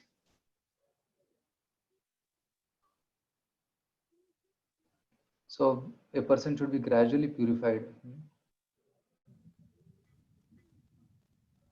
And Arjuna asks here, what if one adopts to others' duties such as non-violence? Arjuna is telling, so, okay, I don't want to fight now. What if I become a Brahmana? I'll act like a Brahmana and do puja and teach Bhagavad Gita. He says, no, you cannot do it. Better to do your own swadharma. Right? Shreyan swadharma viguna. Even if you make mistake in your fighting duty, it's better than doing other duty perfectly. Swadharme nidhanam shreya. If you die fighting, that's better for you than becoming a Brahmana. Because by becoming Brahmana, you'll make more blunders. Better be a Kshatriya and fight for the sake of Krishna. Like for example, there are many shoes here. One particular shoes will fit your size. You cannot wear others' shoes, isn't it? So similarly, each one of us has got a particular psychophysical nature based upon our previous karma, and we should act accordingly. If we try to do some other's duty, then we may commit more blunders. That's what Krishna is telling. So this question, this discussion leads to the next section. Why a person commits sin? Enemy of the soul, which is kama. Referring 3.34 about raga and dvesha, Arjuna now asks about jiva's attachment to sense objects, even though it is forbidden by scripture. Raga means attachment, dvesha means repulsion. Sometimes there is attachment and repulsion for sense objects. Why is this being caused? That's what he's asking here. So the question goes like this. Arjuna vacha athakena prayuktoyam papam charati purushaha anichhannapi varshneya baladiva niyojitaha. This is the question. Like this person, he is crucified to his smartphone. You see in this photograph? WhatsApp, Twitter, Facebook, and what is this below? I think it's Instagram. So he's crucified. He's like helplessly attracted to do or watch these things. I was talking to one person today afternoon. He's telling every minute I'm checking this mobile phone and I'm getting so addicted to this. How can I get rid of this? Like that. So I was telling it would have been so nice if we get attracted to the bead bag or Bhagavad Gita like this. That every minute we want to read Bhagavad Gita shlokas. So that's called as real attachment. But Arjun is asking, why is it that person helplessly, अनिच्छनपि, इच्छा नहीं होते हुए भी पाप करता है, right? जो चीज देखना नहीं है वो देख लेता है, जो चीज सुनना नहीं है वो सुन लेता है, जो चीज खाना नहीं है उसको खा लेता है. Why? बलादिव, बलात्कार से, forcefully he engages. Why is it so? That's the question, right? How many of you think it is relevant to all of you? How many of you think it is relevant to you, this question? Right? Why am I committing the activities against my will? I don't want to do, but still I'm doing these activities. Why? Even I know it is bad. Like a drunkard knows he is bad, it's bad to drink, but still he will drink. Why? This is an important question. And so you want to hear the answer? So the answer is here in the next shloka, which is the last section of this chapter. Shri Bhagavan Vacha Kama Esha Krodha Esha Rajo Guna Samudbhava Mahashano Mahapapma Vidhyenam Miha Vairinam. Kama is the main enemy. Mahashano Mahapapma Vidhyenam Miha Vairinam. The Vairi, the enemy of the soul is Kama, which is Mahapapma, which impels a person to do sinful activities, and it is extremely powerful, and it is caused by Rajoguna Samudbhava. So when a person comes in touch with Rajoguna, Rajasic association, he meets a sinful person, then he gets sinful desires, and because of which he commits sinful activities. And some of the sinful desires are coming from our past experience, right? In our childhood, in our upbringing, you might have met some sinful people and got some bad habits. Or in the previous life or lives, one might have got some scripts of this karma. And these scripts impel a person to do sinful activities against the will. And some people are covered by this karma to a limited degree, some are little stronger degree, some are very strongly covered. Dhumena priyate vahnir yatha darsho malena cha yatholpenavruto garbha tata tenedam avratam. That sometimes people are covered by lust very superficially, just like wood. If you have cooked on a wooden chula, you'll see that sometimes the wood gets covered by smoke or ash, and you just blow it, the fire again comes back. So similarly, human body is like dhumena vriyate vahni, the fire covered by smoke. You just little bit blow it, spiritual life will come out. It's very easy to practice spiritual life in human body. But there are some animals and birds which are covered more stronger. Just like mirror covered by dust, you cannot see your face. Similarly, the animals, they can move, they can eat, sleep, mate and defend, but they don't have any spiritual interest. So they are second category, yatha darsho malenacha. And third category is very strongly bound, which is like yatha ulbenavrato garbha, like a person covered by embryo. Okay, a baby in the womb, like you see here in the photo, baby in the womb covered by embryo. The movement is also restricted. The example is trees. So some people are covered by strong degree of lust, some people are little mild degree, some people very weak degree of lust. So human life, we can easily overcome lust if we practice Krishna consciousness.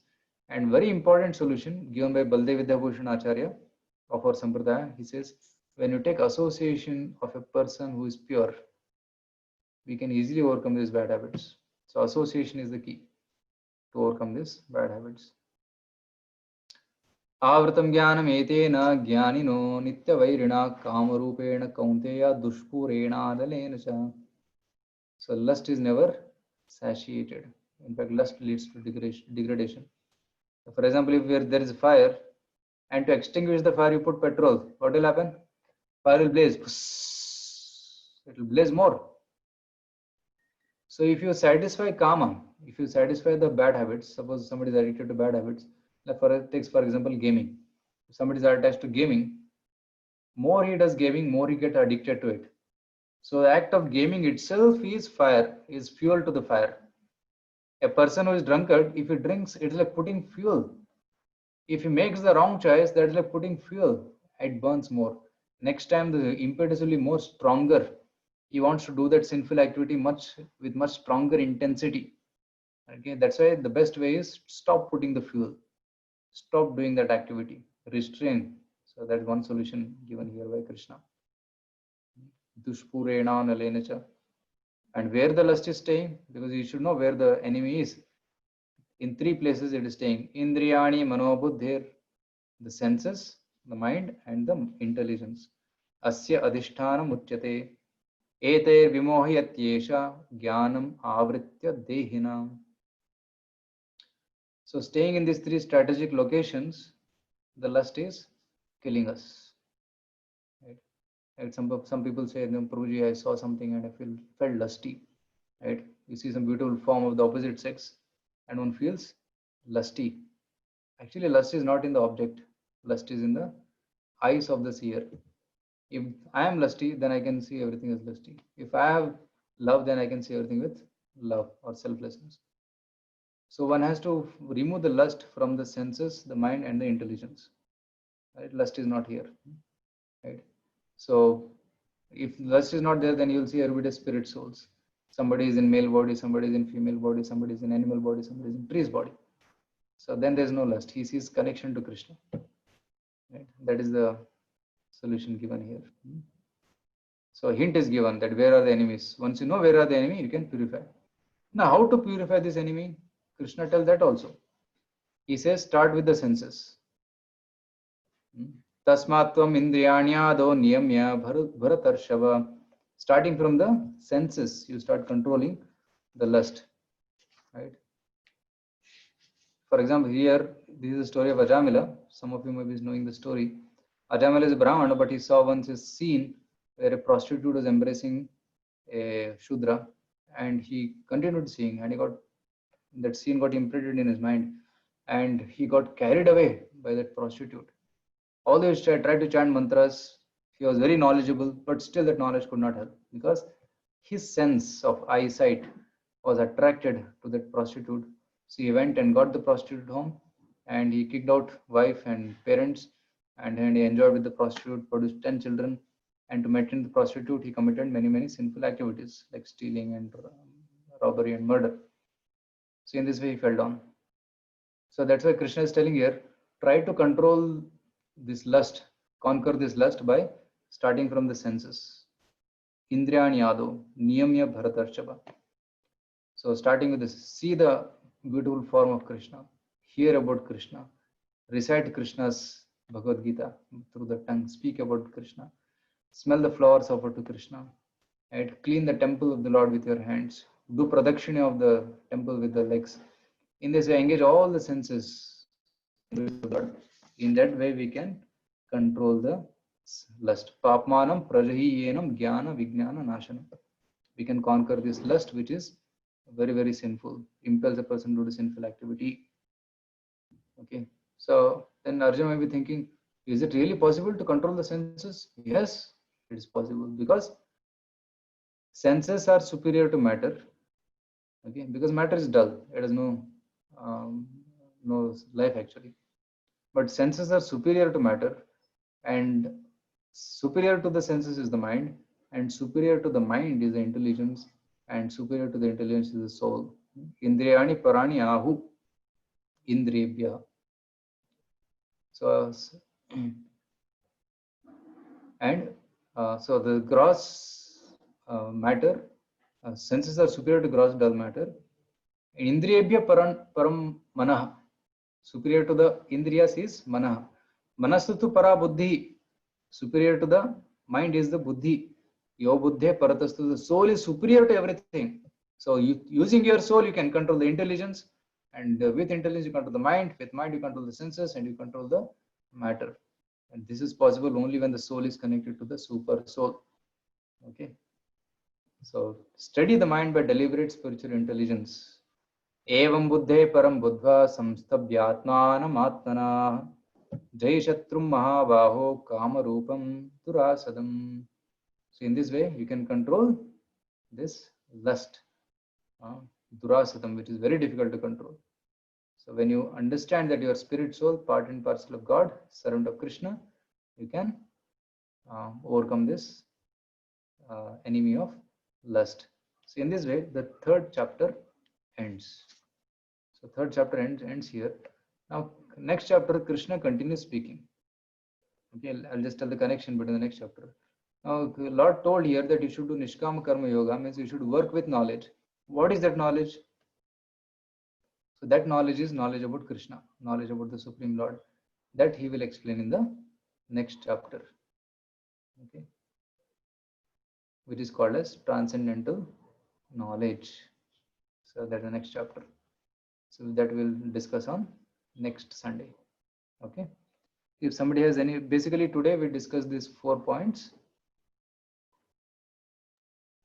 Tyaga, whether renunciation is better or working is better. Then we also discussed the yoga ladder, karma kanda, sakama karma yoga, nishkama karma yoga, and how to perform one's duty for the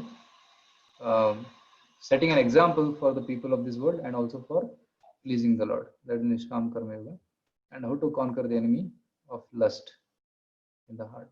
These are the main 4 points which we discussed today. Okay. So now I'll take some questions which you may be having. So some questions are coming here on the chat. Of course, there are many questions. Let me start from beginning. Okay, how Vishnu is satisfied? I already answered the question. Just Janmashtami results are answered. Yeah, it's declared. Please contact Kanak Prabhu. He has the results. And can you please repeat? Pratik is asking, can you repeat the difference between Sakama Karma Yoga and Karma Kanda? See, Karma Kanda, he is following the rules and regulations of the Vedas for his sense gratification. He wants better food, he wants better Putram Dehi, Dhanam Dehi, Janam Dehi. He wants all that material facilities, good wife, Swarga, he wants wealth and home, all those things. That's for that he will follow the Vedas. In Vedas, there are rules and regulations for attaining happiness, material happiness also. So he follows that. And Sakama Karma Yoga means he has become a devotee. He is chanting Hare Krishna. He is worshipping the Lord. But still he wants something from the Lord.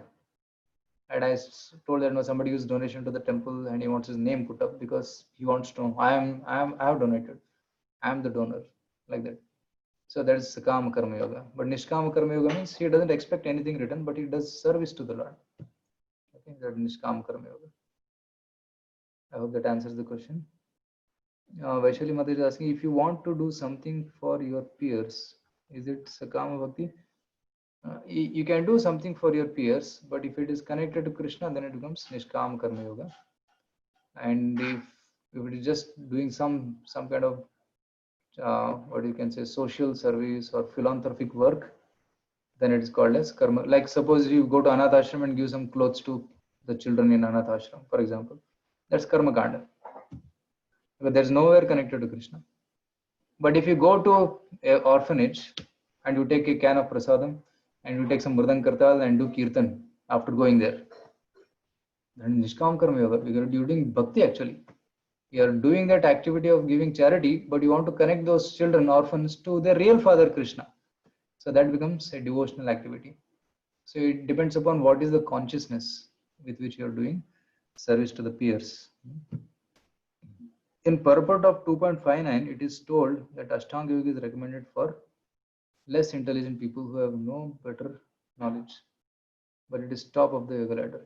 See, those people who do Ashtanga Yoga for health benefit, and some people are doing exercises for health benefit, are doing Kapalbhati and Anulom Vilom for health benefit, and they don't have any intention of understanding the Paramatma. Okay, so such people they are called as less intelligent. But Ashtanga yogis who realize the Paramatma in the heart, and they are elevated. Like there are many Ashtanga yogis who see the Lord in the heart. Right? Even Prithu Maharaj followed Ashtanga Yoga process to attain the Supreme Lord Darshan. So that's okay.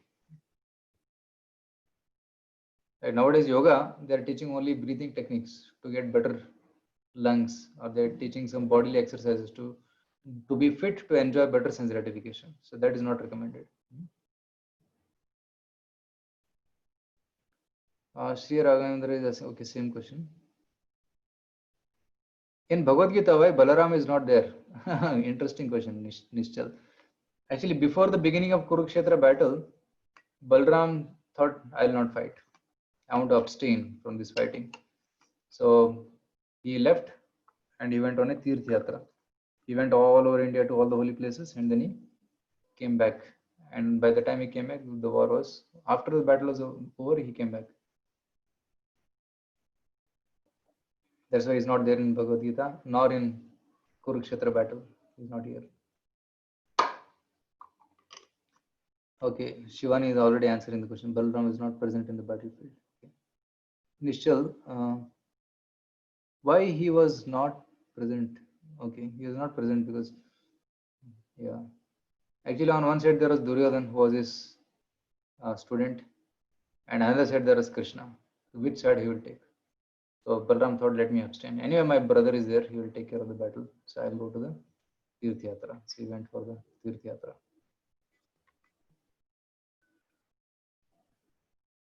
Okay, next question is, okay, but how, okay, it's relevant to everybody. Okay, even when we know consequences, still we commit. Dr. is commenting. Deepali is asking, yes, I spend lots of time playing games. Yeah. Output is 0. That's correct. It's a waste of time. Better do some physical activity, right, than wasting time watching games. Or nowadays people watch others playing games. That's more waste of time. Right, some 11 people are playing in the stadium, and some lakhs of people are watching, eating potato chips. That is waste of time. Omkar is degrees of lust. Can you repeat? Yeah. So it's given in the shloka. You can refer to the shloka number 38. Okay. In shloka number 38, it is given. Just like you can read the purport also, you'll get the degrees. One is fire covered by smoke. Second is mirror covered by dust. And third is embryo, the embryo covered by the womb. That is the third analogy. Hare Krishna Prabhu, how can we wash our sins and how to get rid of vasana and get rid of it? Yeah, Omkar is asking, very beautiful question, very relevant question. How to overcome the lust? By creating good samskaras. We have bad samskaras now, so you have to put good samskaras. So just like if there is a line, like a wet cement, you make a line on wet cement, it becomes permanent. You have to cover it up, what we should do? We have to put fresh cement on it and then patch it up. Then the old samskaras are gone. So that is compared to abstaining from old samskaras. And you have to cut a new groove to create a new path. So that's compared to creating new samskaras. Like our 21-day challenge was for that only. And every day you chant Hare Krishna, and when you chant Hare Krishna, it becomes habit. So you are cutting a samskara. Now these 21 weeks we are reading Bhagavad Gita, so it will become a samskara, good samskara. So after 21 weeks you will continue to read Bhagavad Gita and feel it more and more interesting. So, and you continue chanting Hare Krishna, you continue reading Gita, you are attending such classes, and just have your peer groups where you are discussing more, you develop good friendships, and Tyajat Durjana Samsargam, you give up bad habits or bad friends and make friendship with good friends here. So in this way, you are making new samskaras. In that way, old vasanas, bad vasanas will go away. Okay, and good samskaras will come up. And for that, we should have very good spiritual guides and spiritual mentors by which through whom we can who can help us to overcome these vasanas and bad samskaras. Okay, you are already on the path. It is just like we are dirty and we are in the shower.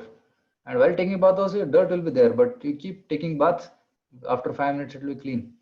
Similarly, we have dirt of millions of lifetimes. Janmon se, we have accumulated this samskara and vasanas, and now we are cleaning it off. It may take some 1 year, 2 year, it may take one life also. Just be patient. The vasanas will go away, but don't give up the process. Okay, continue chanting Hare Krishna. Arshav is asking, Prabhuji, since we are truthful to ourselves, we think that everyone is truthful for themselves. And due to this, we often fall to the lie. How can we find true face of such people? Yeah. Actually, we like sometimes we cannot come to know. Person is pretending to be something, right? Mithyachari, as was in the beginning, Krishna told in shloka number 6. Mithyachara suchate. Somebody is acting very good, but internally is cultivating, he has sinful activity, sinful desires. How to understand them? Actually, we should not put blind faith on anybody immediately. Okay. Any spiritual guru or any personality, we should not put blind faith on him. We should observe him. In fact, Rupa Goswami says that if you want to accept a guru, you should observe him for at least 1 year. And after observing him for 1 year and seeing all his activities and his talk, and whether his talk and actions are matching, then you should put faith. Just by seeing somebody, raising hand like this and having a dadi, you cannot put faith, right? You should put faith on somebody who has lived his life with character and whom you trust. Okay, so, and that person should be a lover of God. To such person, you should put faith. Others, there are many sadhus. You go to Rishikesh or you go to Himalayas. Some sadhus will be sitting in some caves and appearing to be a big sadhu. Of course, there are some genuine sadhus, but some may be cheaters and they may cheat people who come to them, isn't it? So I hope that answers Ashraf's question. And Shriya is asking, okay, Ashtanga, the same question. Omkar, I have a question. Karmakanda is done for the sake of happiness, but Dasharath Maharaj, after Putra Kamishti, Lord Ram appeared as son of Dasaratha Maharaj. So I want to know connection between this. Here, Dasharath Maharaj performed karma, his yajna, with the desire to get Lord as the child. So he had no selfish interest in that, right? It was a service to the Lord, so it was spiritual activity. It was a devotional activity, that yajna. If it was not done with devotion, Lord Ram would not have appeared. Only when with devotion it is done, Lord Ram will appear. So the Putra Kamishti yajna was an act of devotion, which attracted Lord Ram to appear there. Nidhi Rudrasam is asking, is it possible to completely have no lust? If so, won't we lose the will to achieve or accomplish anything in life? See, lust and love, two things are there. Lust means I want to enjoy, I want to grab, I will possess. That's called as lust. And love means I want to give. Let me give service to the Lord. Let me give Krishna to others. Let me give to others. That's called love. So lust means inside vector. Love means outside flowing vector, which is service to the Lord. So lust should go away. Love should remain. Atmendriya priti vancha tare bhale kam. Krishnendriya priti ichha dhare prema nam. So kama and prema, two things are there. Kama means I want something. Prema means I want to serve the Lord. So love should remain. Lust should go away. So that accomplishment we should do with love. Okay. Just like Hanuman and Arjuna. Arjuna overcome this lust, and not fighting was lust for Arjuna. But when he said, I'll fight now for the pleasure of the Lord, that is called love. Okay. Anuradha Mahajan, procrastination is the biggest obstacle in my life. I don't want to procrastinate, but automatically it happens. So how I should handle it? So procrastination, yes. आज कह रहे सो कल करे सो परसों, इतनी भी क्या जल्दी है? No, some people say जिंदगी पड़ी है बरसों. Procrastination. And what will happen is, by procrastinating, we only will end up in trouble, because we'll have loads of pending work to do and we'll end up in crisis. So the best thing is, we should make a schedule of what I want to achieve at a particular timeline, right? So I sometimes make a chit and write the to-do list. Sometimes we also forget, right? And then when you make the to-do list and you keep seeing it every day, and then start doing the activities written there, because if you don't do it now, then you'll lose the time in the future. In fact, we should try to do things in advance, so that at the end we will not have any crisis. There's the nature of this world. Nowadays we have got into this habit of doing things at the last moment. कल exam है तो आज पढ़ेंगे, right? So युद्ध काले शस्त्राभ्यास, कल युद्ध है तो आज थोड़ा प्रैक्टिस करेंगे. That's not like that. You practice your whole life, and then you will be able to win the battle. Similarly, chanting Hare Krishna, we cannot procrastinate it because death can come at any moment. When death will come, we don't know. It may come tomorrow, or 1 week, or 1 month, or 10 years, or 20 years. We don't know. So we should be ready. So we should practice it daily, chanting Hare Krishna. Then we can remember Krishna at the time of death. In 8th chapter of Gita, Krishna says that if somebody remembers me and dies, then he will come back to me. But if somebody doesn't remember me, then he'll be again born in some species of life which he desired at the time of death. Like Bharat Maharaj became a deer. Okay, so procrastination should be avoided, and in fact, we should be proactive. Instead of procrastinating, we should try to be proactive. Of course, we can try, and then improve on it. And there's no perfection in this. You can try to improve. Like, so suppose you are procrastinating 5 things, then you can reduce it to 2 things, and then 1 thing, and then avoid all procrastination. Another thing we can do is you can make priority. Okay, there are 10 things to do, which is the top priority. So 5 things of top priority I'll bring here. I'll do it first. And other things, even if they are lately done or tomorrow it is done, that's okay. So let's try to prioritize in our activities so that first things first, right? Like for example, we are giving these assignments for this. In the first assignment, about 35-40 of you have filled up the sheet. So you have to prioritize. No, maybe I have to read this 43 slokas of this chapter. Maybe let me divide it into 5 slokas per day. Or if you don't get time one day, then you can read 10 slokas the other day. Like this, we can try to plan it in such a way that you are regulated in your work. Okay, so I hope that answers the question. And Shivani is telling, Prabhuji, when a person dies, his soul gets separated from his body. So why do people say that if the organs from dead body are removed, then the soul of that person will not find peace? Is it true or just a... See, generally the soul is connected to this body. It's attached to this body, like you are attached to your home. Even when you go out of the home, you are thinking of the home. Oh, my home, I have locked it or no? Or did I close the windows or not properly?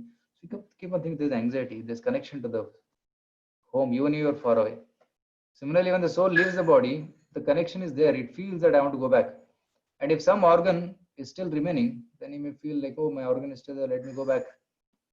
So that's why it disturbs the soul. So better is to burn it or bury it. Right? So in that way, only a sannyasi's body is not buried or burnt. Sorry, it's not burnt, it's buried because he is liberated from his attachment to the body. So they are called Mukta Purushas, Jivan Muktas. Okay. So Anuradha is saying how to read Bhagavad Gita. The way we are teaching today. Right? So first you hear it and then you study. So generally I am recommending that at least study the shloka and translations first so that you understand. And then whatever important purports I am giving in the questions, those purports you can read and you'll get a better understanding of that. And if possible, you can read all the purports. Like some of you are already reading. How many of you could read the whole purports of the first chapter and second chapter? Anybody? Okay, Kanak Prabhu is raising his hand. Vinit Prabhu, they both are reading together again. Okay, Dr. Harsha is reading. And who else? Veena. Okay. And yeah, some of you are able to read full. Rohit. Okay. Is there anybody else? Okay, some of you are able to read some important purports. How many of you are able to read the important purports? At least some selected purport for the questions which I am giving. Okay, okay, here also in the chat we are getting many responses. Sneha, Dheeraj, Subhashini Mataji, Omkar. Okay, Omkar says I read first chapter completely. First chapter Dheeraj also read. Arshiv also read. Yeah, second chapter is a little lengthy. It may be difficult to read in 1 week. That's okay, but at least the important purports which I'm giving that you can read. And as and when you get time, we can cover up the remaining purports. Okay, Deepali and others, they are able to read. It's wonderful. Thank you. I think we have 1 or 2 more questions remaining. Okay, it's a reason some people fear to donate organs. Yeah. Generally, when you know that somebody is in need and is right in front of your eyes, and you are sure that he will use that body, or you will help him to use the body in Krishna's service, practice spirituality, then you can donate. Like there are some devotees who donated their liver to some disciples of Srila Prabhupada. So they have given their life to Krishna, service of Krishna. So when they became old, one of the devotees' liver got damaged. So a disciple gave the liver, part of the liver, because liver grows again. So that kind of service is wonderful.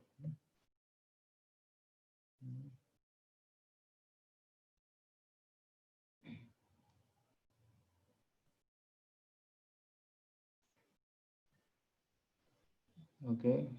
Well, there's one question coming here. Srimad Bhagavatam has small version also. Is it that all cantos are squeezed in one book? Yeah, the small version of that's condensed version. It contains only story form, but like storyline going of Srimad Bhagavatam. Yeah. Omkar is asking, what is the difference between one dandi sannyas and three dandi sannyas? And short story of Chaitanya Mahaprabhu. Ekadandi sannyas is generally Mayavad sannyas, also called karma sannyas. They give up their work and take sannyas. That's called Ekadandi. But Tridanda sannyas is Vaishnava sannyas. Those who are devotees of Krishna or Vishnu, they take Tridanda sannyas, which means engaging the mind, body, and soul in Krishna service. Ekadandi sannyas means I have become God. That's what they think. That I have become one with the Supreme Lord. That's Ekadandi sannyasi. And Tridandi sannyasis, they maintain their individuality and they serve the Lord. Their life is for serving the Lord. So Sri Chaitanya Mahaprabhu is a Vaishnava sannyasi. He is Supreme Lord himself. He is Krishna. Krishna Varnam Tusha Krishnam Sango Pangastra Parshadam Yagne Sankirtan Pray Janti Sumedasa. As it is predicted in the Shastras, Lord Krishna appeared in Kali Yuga as Sri Chaitanya Mahaprabhu to propagate Krishna consciousness, and he inaugurated Hare Krishna, which is the Yuga Dharma for this age. So that's why we worship Lord Chaitanya Mahaprabhu and Nityananda Prabhu. And Balaram as Chaitanya and Nityananda in Kali Yuga. Okay. And he was born, he appeared in West Bengal in Mayapur, and 24 years he stayed in Mayapur, and later he took sannyas at the age of 24, and he traveled South India for about 6 years. He went to Vrindavan and preached all over South India chanting Hare Krishna, and the last 18 years he stayed in Jagannath Puri and gave mercy to the devotees. That's what happened. In brief, Lord Chaitanya Mahaprabhu's life. If you want more details, you can read the introduction to Srimad Bhagavatam, which gives the life of Sri Chaitanya Mahaprabhu. Or there's one book called Life and Teachings of Sri Chaitanya Mahaprabhu. So that book will give more details about this. Okay. So then Nidhi Rudraswamy asking, in the second assignment, the result of it, all brief answers were showing as wrong. I think it was it. Yeah, in Google, no, it will not evaluate the long answers, but myself and our teachers, mentors will be evaluating the answers. Of course, that is wrong. It's showing the wrong figure, but the final score will be given by the devotees. Okay, don't have to worry about it. You can just ignore the score which is giving, but for MCQs, the score will be correct. Only for the written answers, the scores will be re-evaluated. Okay. So Kirti is asking, Prabhuji, I read both the chapters, but still want to revise the second one again. Wonderful. You can keep reading. Every time I read second chapter or any chapter of Gita, it gives more understanding. You can read again and again. Rishikesh Patil, Prabhu, what happens if we by mistakenly surrender fake gurus, fake devotee as guru? Even if we want to be sincere in Krishna consciousness, and by mistake we thought he was pure devotee, but he was not. When you realize that he is a fake, then you can disconnect from him and connect to a proper source. Like if you have a plug and one plug power is not coming, then you take it out and connect to another plug from where you get the current. So you connect to a bona fide sampradaya, like which you're already doing now. Right? You're connected to bona fide people. So you continue taking guidance from bona fide people, and you can disconnect from the fake people. Okay. First module subject to answers will be provided. Oh yes, it's ready with me. I'll share it in the Telegram. Okay. Yeah. For both the modules, I will share. So we completed the third chapter of the first module. First 6 chapters is the first module. So try to complete all the answers for all the modules, 6 modules, by the end of first module. Okay. Oh, sorry, 6 chapters by the end of first module. If you keep it pending till the end, then it will be difficult to come back and read. So try to answer as and when possible. Like if I give generally I'm giving the assignment by Tuesday or Wednesday. So first day, tomorrow I'll be giving the shlokas, and then one day later I'll give the questions. So in that way you get some time to recite shlokas as well as answer the questions. So in that way you can try to finish it by next Sunday, and next Monday you will get again another new paper to read. Okay. Okay. So thank you so much for all of you. Yeah, yes, we'll complete the second assignment. Okay, thank you all of you for being very sincere students of Bhagavad Gita and giving an opportunity to share Bhagavad Gita as taught by Srila Prabhupada with all of you. So I thank you very much for your patient listening, and let's meet again next week, same time for this session. Okay, chapter 4, Transcendental Knowledge. So till then, Hare Krishna, Prabhuji. Hare Krishna, Prabhuji. Hare Krishna. So we'll be in touch on Telegram. If you have any questions, you can put it there. Okay. Hare Krishna. Thank you. We'll end the call here.